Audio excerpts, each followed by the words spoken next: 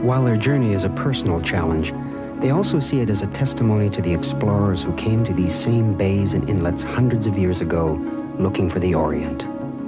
The Northwest Passage was to be the fast track to the Orient, so richly described by Marco Polo in the 14th century. It was the race to reach the moon of its time, and the fever spanned 4 centuries. Initially, finding the passage seemed easy, despite graphic forebodings about its wildlife. But another miscalculation was more serious.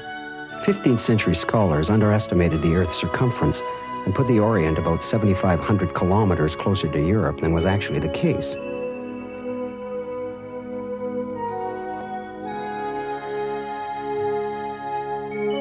The certainty shared by Cabot and many explorers after him that Cathay lay just beyond the next inlet sprang from this mistaken belief.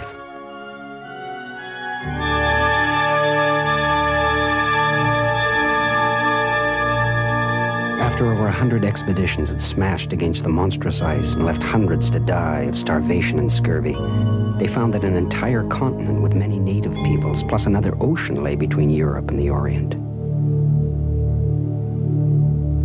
In the process, they charted what became northern Canada. The explorers' names remain: Frobisher, Davis, Lancaster, and Hudson. Each had found part of the route, but it wasn't until the turn of this century that someone stitched the pieces together by sailing from one end to the other. Roald Amundsen, an eager student of the Arctic, read all the writings of the earlier explorers. He gleaned a crucial lesson from their failures. He approached the icy seas with patience instead of force, and was the first to crack the passage in 1906.